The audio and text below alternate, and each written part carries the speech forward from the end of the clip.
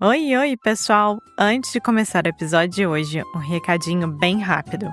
Ainda dá tempo de entrar para o CC Club, que é a nossa comunidade online, com 70% de desconto. Mas é só por mais uma semaninha. A ideia era fazer essa promoção em fevereiro, para comemorar várias novidades do CC Club. Mas se você tem escutado os últimos episódios, sabe que a nossa vida virou de cabeça para baixo. Agora que as coisas estão voltando ao normal, a gente está retomando ao trabalho e decidimos deixar o desconto aberto até o fim do mês. Então, se você curte esse podcast, vai adorar o CC Club. A gente criou esse espaço especialmente para quem acompanha a gente por aqui. Se você estava pensando em entrar, agora é a hora de aproveitar e garantir a sua assinatura com um super desconto que é de 70%. No final do episódio, a gente explica melhor como funciona e, claro, você sempre pode falar comigo ou com Foster se você tiver qualquer dúvida. Bora pro episódio? Então vamos lá!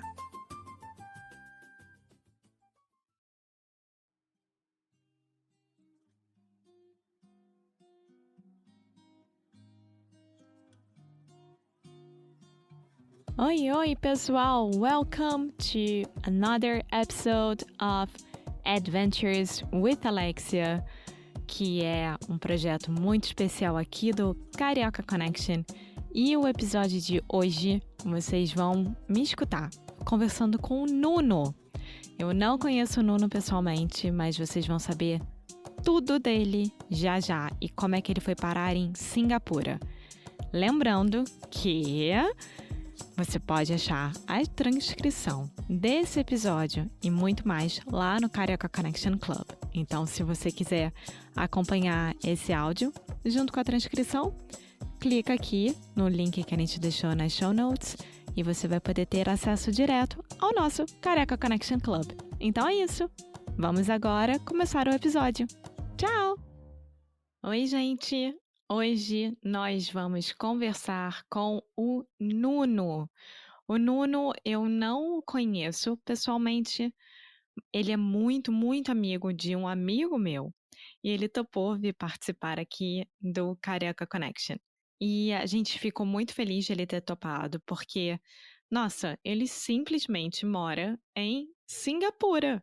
Eu não sabia nada de Singapura, eu já tinha uma curiosidade, de ir, de conhecer essa parte do mundo, mas depois de minha conversa com ele, aumentou ainda mais. Eu espero que vocês gostem, então vamos lá! Nuno, o Bezerra só tem coisas incríveis pra falar de você. Pô, que isso. Não, o Bezerra, a gente é amigo há muitos anos, a gente perde as contas até. E ele toda semana veio falar: E aí, você já gravou o podcast? Falei, cara, rolou uma parada aí meio doida que, cara, acho que seu marido se fascinou, não foi isso? Teve reação e tal. Sim, é uma loucura. Ele ficou mal, tipo, uma semana. Então, assim, foi muito ruim pra ele, mas tudo bem, já passou. Coitado. Mas eu falei com ele hoje, eu falei mais cedo, eu falei, então, vai rolar o podcast? Ele, pô, que maravilha, não sei o que. Ele falou, tô animado pra assistir. E ele já deve estar acordado lá, né? Indo ver algum nascer do sol ou qualquer coisa Ele tá. parecida. Acho que eu falei pra ele, você tá no fuso horário da Europa. Você acorda no horário que o pessoal da Europa tá acordando. É muito louco isso. É. E Nuno, como é que você e o Bezerra se conheceram? Foi colégio, faculdade, o que que foi? Então, a gente entrou junto na faculdade de design lá na SPM, só que o Bruno, ele só fez um período e depois foi embora. Ele foi seguir fotografia. Ele falou, cara, não é nada disso que eu quero. Mas foi o suficiente pra gente ficar amigo, cara, pra resto da vida, assim. É muito maneiro isso. Eu fiz SPM também, Ah, é? Do do Rio. Rio? Pô, que Sim, legal. sim. Eu fiz, só que eu fiz aquele curso que foi mais ou menos novo pra época, que é administração com ênfase em marketing e entretenimento. Cara, não sabia nem que tinha isso lá. Que Então, legal. pois é, foi uma coisa nova. Eu tinha entrado pro IBMEC, zero a minha cara IBMEC, e aí eu descobri esse curso que era mais ou menos o que juntava assim de bom pra mim. E aí eu fui, então eu fui de transferência pra SPM e amei. Amei a SPM, do começo ao fim, assim, eu fiquei apaixonada. Ah, legal. E você se formou em design, então. Eu me formei em design. Fui, inclusive, da primeira turma de design da SPM. É muito louco isso. Na época não tinha design, a gente não teve veterano de design, a gente levou trote da turma de comunicação. Os professores mudaram o curso ao longo do nosso curso, um monte de coisa. Então, a gente foi meio que. A gente fala que a gente foi cobaia e pioneiro ao mesmo tempo, né? E é um mixed feelings, né, disso tudo, porque assim. E também é um super cobaia, porque o meu curso também foi o primeiro ano. Eu tinha entrado de transferência, mas a mesma coisa do que você, tipo, não tinha nenhum veterano, nada pra contar pra gente, sabe, o que era, como é que era, etc. Então, mas deu certo, deu super certo. Que bom. Então, vamos lá. Me conta sobre você. Você nasceu no Rio, né? Sim. Pelo seu sotaque, não nega, obviamente. E garoto do Rio sempre foi, e é isso. Cara, eu nasci no Rio, quer dizer, tem 38 anos já. E era muito engraçado, porque eu só saí do Rio quando eu me formei na faculdade. Então, eu tinha um sotaque muito de carioca no meu início da minha carreira, e eu ia pra São Paulo, fui pra São Paulo trabalhar. Aí o pessoal ficou, é o carioca, pô, aqui não é essa moleza do Rio, não sei o quê, aqui a galera trabalha, ninguém vai pra praia. E aí, um ano depois, eu comecei a visitar o Rio de novo, todo mundo assim, e esse sotaque de paulista, cara, de onde tá surgindo? Então, eu perdi muito rápido o sotaque, mas ainda mantenho um pouco aqui. Não, você ainda tem sotaque de carioca. Eu acho que o seu é o mesmo nível do que o meu. Não é nem tão, assim, super, hiper, mega, mas tem ali Sim, o nosso S, o nosso R, ainda tá aí. Ainda sim. existe. Eu falo que eu sou uma esponjinha. Se eu fico conversando só com carioca em uma tarde, cara, no final do dia eu tô falando igual funkeiro já. E se eu fico muito próximo de paulista, pessoal do sul ou de outras cidades, eu evito puxar o R do carioca, sabe? Até pra. É muito estranho isso. É quase que um volume do som que eu vou ajustando pra esquerda, pra direita. Comigo é mais o cantado, sabe? Então, por exemplo, se eu fico com a minha família de Minas, com os mineiros por muito tempo, eu começo a ficar cantando que nem eles, mas eu não perco o R nem o S, eu só começo a ter entonação tipo a lá mineiro, sabe? E Sim, aqui em Portugal tem algumas coisas também que eu já peguei, principalmente na escrita, então tem isso. bem legal. E aí em Singapura, que você tá aí, tem. Como é que você foi parar aí, na verdade? Como é que você. Como é que você chegou até aí? Cara, então, eu me formei em design, comecei a trabalhar, já tinha mais ou menos uns 3, 4 anos de mercado. E aí eu entrei para uma empresa que a filial dela era na África do Sul, né? O headquarters ficava na África do Sul. E eu já tinha visitado, né, eles algumas vezes, passado um mês, 2 meses de treinamento. E em algum momento essa empresa decidiu abrir filial em Singapura para atender um cliente na época. E era muito engraçado, porque eu sempre quis morar fora, e na época ele tinha escritório em Londres, era meu sonho, eu quero morar em Londres, quero morar em Londres. E aí eles falaram um dia pra mim, falou, olha, cara, a gente tá abrindo um escritório na África do Sul, a gente tem que mandar alguém lá, e você já tá praticamente indo morar em outro país, gente. Eles estavam pra me mudar pra África do Sul. Falaram, por que você não vai pra Singapura? Singapura, como é que escreve? Eu tive que ir no mapa, não sabia onde ficava, eu abri o Google Maps na época pra ver. Eu falei, caraca, é uma cidade da Malásia? Não, cara, não, pera, é um país? Como assim? Que língua que fala lá? Cara, e eu me mudei pra cá sem nunca ter vindo visitar, sabe? Foi muito louco isso.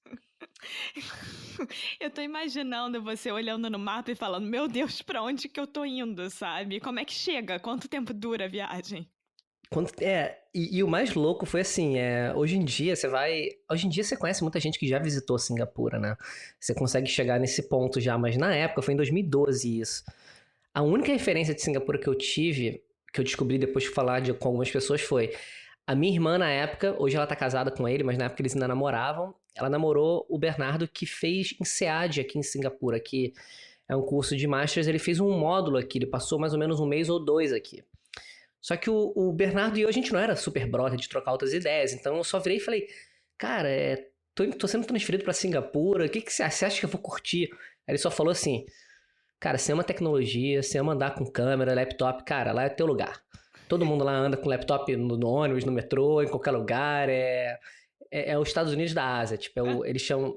É Ásia pra beginners, né? Aí eu, cara, é isso aí, me deu conforto, não tem erro, vambora. Que incrível! Então, peraí, antes de você morar em qualquer outro lugar fora, você foi direto pra Singapura mesmo, você nem passou na África do Sul. Você foi direto pra aí. Então, morar mesmo, eu passei assim 2 meses na África do Sul, que a gente não chama nem de morar, porque eu não tinha visto pra morar, era um visto de turismo que eu ia pra fazer treinamento, atender reuniões, que é possível. E aí o primeiro visto de morar fora foi vir pra Singapura. E até então eu ia ficar 6 meses, 8 meses, assim, até o final do ano. Cara, eu vim de Malicuia, fiquei, eles falaram, cara, quer renovar por mais um ano, dois, a gente foi renovando o visto. Cara, na época eu tava namorando, minha namorada veio, a gente ficou, a gente casou em Singapura, ela pegou o visto, veio morar comigo. Eu vou acelerar, mas depois a gente para de volta. E 2 anos, 3 anos depois, na África do Sul, morando aqui em Singapura, era importante que eu ficasse um período na África do Sul, porque a gente tava montando uma equipe lá, no projeto. E eu achei que era a melhor coisa, fazer, quer saber? Vambora, outra experiência, vambora.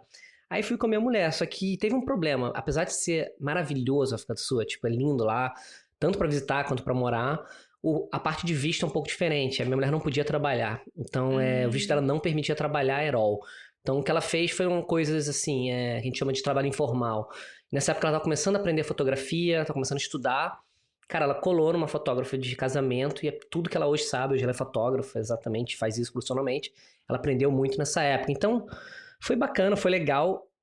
E aí, depois de um tempo, eu acabei decidindo que eu queria voltar pra Singapura, da África do Sul. Falei com o meu chefe, falei, olha, cara, então, dá pra eu voltar pra Singapura? Você consegue me transferir de volta? Ele, então, na verdade eu queria ver se você não quer ir pra Nova York. Deu, não, peraí, cara, não, cara.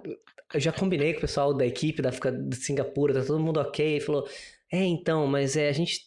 Aí, futuramente, eu descobri o que tinha acontecido. Eles iam fechar o escritório de Singapura e o escritório do Brasil, que foram os dois que eu tinha trabalhado e começado. Então eu falei, então ir pra Nova York é quase que é isso ou é isso, né? Ele falou, ou tem outros escritórios, o que você acha? Eu falei, não, cara, Nova York, vambora, agora, onde é que eu assino? E fui pra lá, fiquei 2 anos.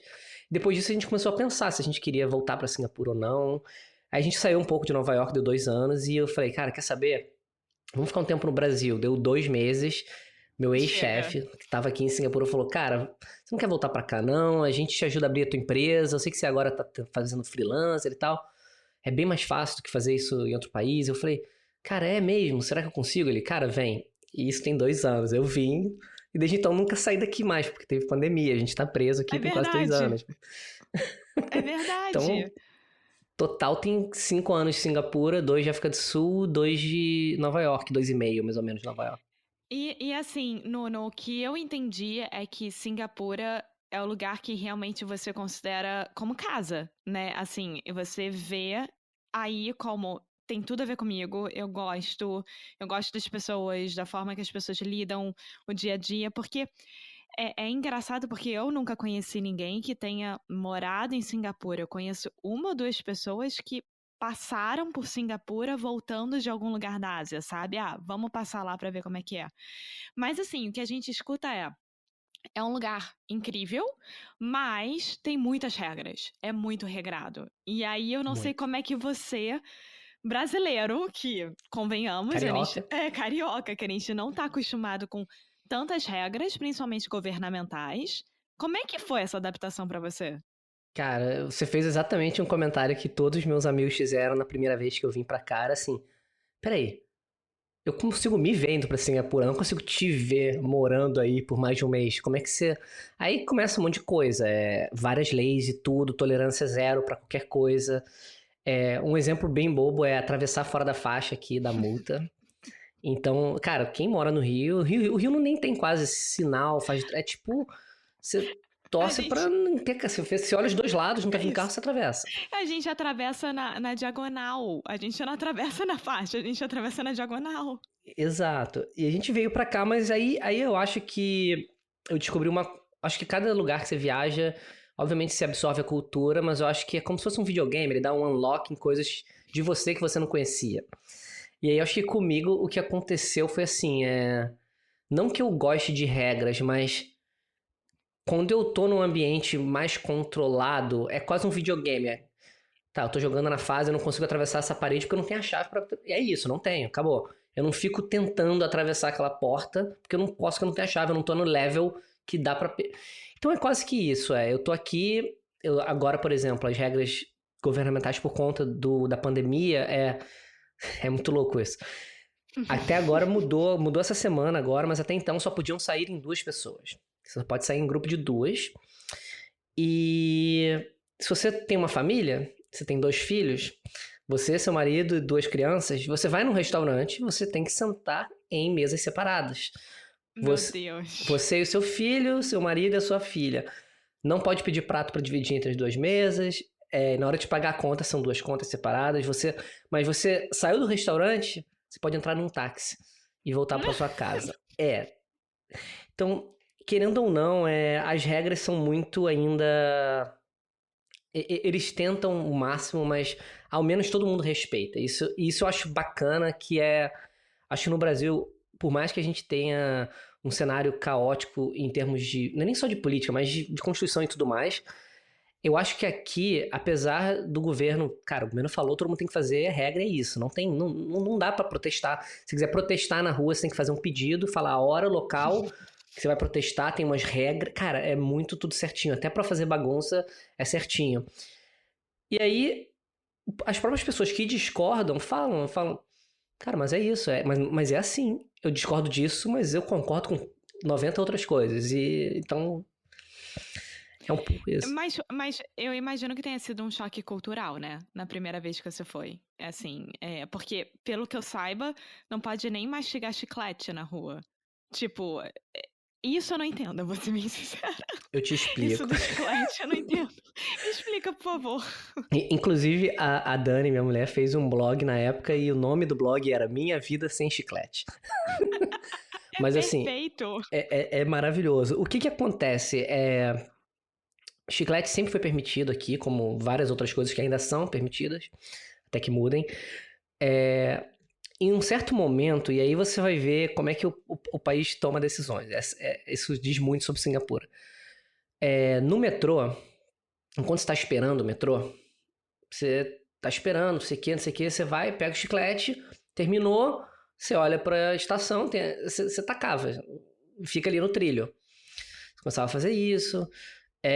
Você entrou no metrô, você tá comendo, no metrô não tem lixo, por exemplo. Não tem lixo no metrô, que é pra evitar terrorismo. Alguém tacar uma bomba lá e alguma coisa do tipo. Inclusive, a palavra bomba é proibido de falar, em inglês, pelo menos.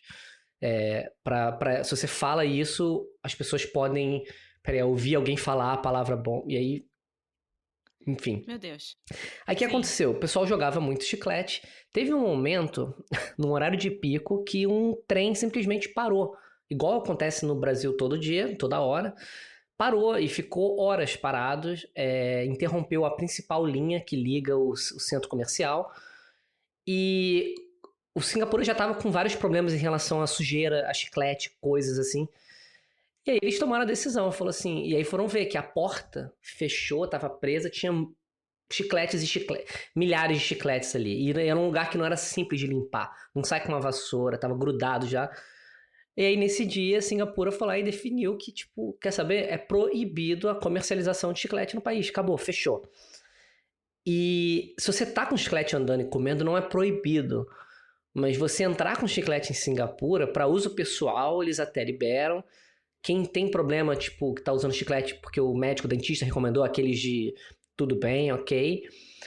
Mas tem esse controle. O mesmo vai para cigarro, que é muito caro aqui a taxação em cima de cigarro. Então, se você quer entrar em Singapura com cigarro, você pode entrar com 19 cigarros e um maço tem 20. Ou seja, você não pode entrar com um maço fechado para não revender aqui. Então, você tem que abrir, tirar um cigarro e jogar fora, e é isso. Você entra com um maço com 19 cigarros. E eles criam essas regras e é assim, entendeu? Da noite pro dia vira uma lei. Não, eu acho isso fantástico, eu vou ser muito sincera, porque Assim, aqui em Portugal tem mais leis e as pessoas elas obedecem mais o governo do que no Brasil. Então elas realmente respeitam. Não é nem obedecer, é respeitar aquilo que está sendo falado. E eu estava conversando com uma amiga minha que ela já mora há 13 anos na Alemanha e ela estava me contando algumas coisas diferentes da Alemanha que hoje em dia ela não se vê vivendo sem. Por exemplo, a estabilidade alemã é uma coisa que eles realmente amam. Então, por exemplo, você vai sair de um emprego ou vão te mandar embora, você tem que avisar 3 meses antes. Você vai sair de um apartamento, você precisa avisar 3 meses antes, e vice-versa, se vão querer te tirar de lá. Então ela fala, eu não sei como é que a gente viveu sem isso até hoje, sabe? Essa estabilidade hoje em dia conta muito pra mim. Você sente da mesma forma aí com a Singapura? Então, aqui eu sinto, na verdade, o inverso desse ponto que você acabou de falar. A lei, pelo menos do Brasil, sempre favorece o empregado do que o empregador. Aqui é extremamente contrário. Ainda mais se você for estrangeiro. Se você não for um residente permanente aqui, a empresa que quer te demitir, ela pode te demitir hoje, sem aviso prévio, sem explicar o porquê. Simplesmente é financeiro. Falou, olha, minha empresa não quer mais, não quero mais pagar o seu salário, acabou. Obviamente, cada contrato é cada contrato. O que muita gente faz, muito gringo principalmente, é colocar cláusulas no contrato, que não é a cláusula básica, mas e ao mesmo tempo também tem essa coisa de seguro-desemprego, isso tudo não existe aqui para estrangeiro. Para local existe, o governo ajuda quando você precisa de uma coisa ou outra. Mas acho que ao mesmo tempo, eu vou te ser bem sincero, isso não é uma preocupação pra gente aqui, porque se você é bom no que faz e tem um emprego, tem oportunidades, é um lugar muito bom pra se estar, entendeu? Vai ter oportunidade, vai ter isso. O que eu tenho medo, na verdade, é das leis mudarem da noite pro dia. Igual mudou. Te dar um exemplo, eu tenho a minha própria empresa, eu tenho meu visto pela minha empresa. Enquanto a minha empresa continuar tendo trabalho, eu vou continuar tendo dinheiro para pagar meu salário e vou continuar podendo renovar meu visto. Até aí tudo bem. Por eu ter um visto de trabalho, a minha esposa pode ter um visto de dependente.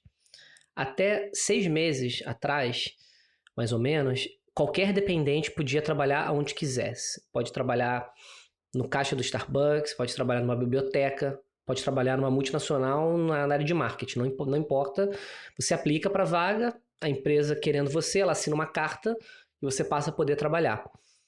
Por conta da pandemia, muita gente, obviamente, vai perdendo emprego, então reduz salário, teve um pouco disso aqui, nada comparado com o resto do mundo, mas teve.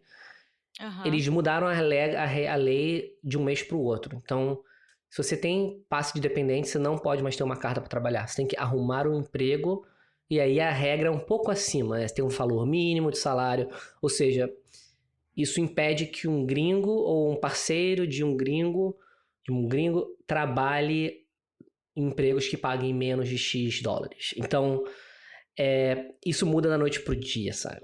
Não tem o que fazer, é fora do controle. Realmente, comparado com a Alemanha, é completamente o oposto. Sim. Eu ia ficar desesperada, com certeza. Então, pessoal, eu espero que vocês tenham gostado dessa pequena parte desse episódio do Adventures with Alexia.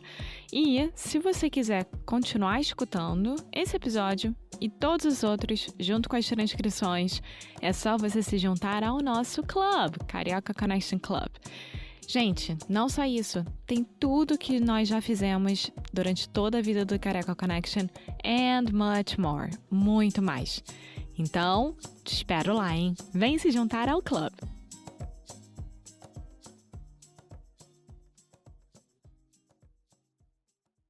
Thanks for listening to another episode of Carioca Connection. For those of you who are serious about improving your Brazilian Portuguese in 2025, which, if you're still listening, we imagine you are, we wanted to give you an update and a little bit more information about what we're doing with our online membership, the Carioca Connection Club.